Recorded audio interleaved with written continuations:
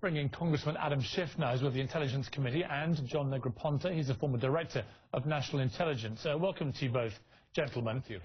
Here we are, more than a day later after this, what was the worst terror attack on American mainland since 9/11, and we don't really know very much about who may have done this or any motive, do we? Let me start with you, if I may, Ambassador Negroponte. What is your take on where this investigation may be going?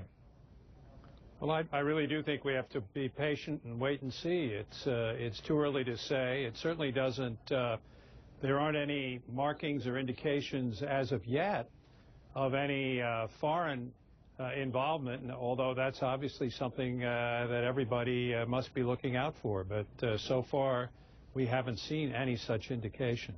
Congressman Schiff, depending on who I've been watching or listening to or reading today, opinion wildly fluctuating in terms of speculative theories, and there are no more than that, between some kind of Al-Qaeda related attack to a domestic homegrown attack. Have you got any inside track intelligence whatsoever that would hint at either of those two strands? Well, we had an initial briefing tonight by the director of the FBI as well as Secretary Napolitano and the director of the NSA. They were very tight-lipped and really didn't want to speculate. And Piers, I think you can understand why. When the intelligence agencies got to Benghazi wrong initially, they don't want to make that mistake again. So they're being very careful. There are a lot of indicators here that could point in a couple different directions. The simultaneous or near simultaneous attacks is a hallmark of some of the overseas plots we've seen. At the same time, the rather unsophisticated nature of the explosive is certainly could be the product of a homegrown terrorist or a self-radicalized person.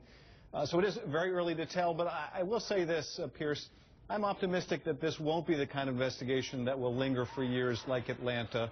There is so much video footage, there is so much technological information to put together here.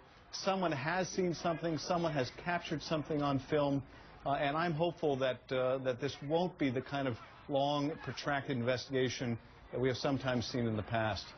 Ambassador, some people have been criticizing the fact that this can happen at such a hugely well-policed, high-security situation like a massive city marathon in America, that this act can be perpetrated and the person or persons that did it can apparently disappear into thin air. Is there any realistic criticism that should be leveled at anybody here? Well, I certainly wouldn't do that. After all, we're talking about a competition that is being carried out in a large public area. It's a big city. The route, after all, is 26 miles long.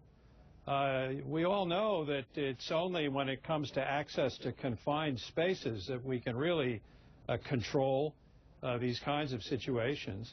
And I would add that the response after the event has been absolutely magnificent. Your own reportage has been covering that in exhaustive detail, and we've got to hand it to the people who've done such a magnificent job in responding to this situation.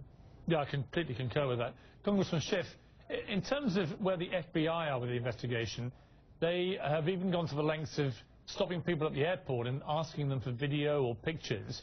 Some say a sign of desperation, others say a sign of being incredibly methodical. Perhaps it's both. What is your view of that? Well, I think it is. I think it's very smart of them, and this might be part of the lessons learned after New York. Is you got to cast a broad net. You've got to think about where are your potential witnesses. Here's an event that drew people from around the country, indeed around the world.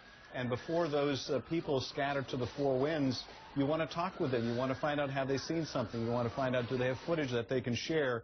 That's much easier to do now than it may be to try to chase them down later. So very smart move, I think. You know, again, I agree with John completely. You're never going to be able to prevent particularly smaller attacks in large athletic events or other public gatherings. We're not going to be willing to sacrifice so much of our ability of freedom of movement and privacy in order to make that happen. But we should judge this by how well we're responding, and we are responding, I think, extraordinarily well, just as you've been covering. Congressman and Ambassador, thank you both very much indeed.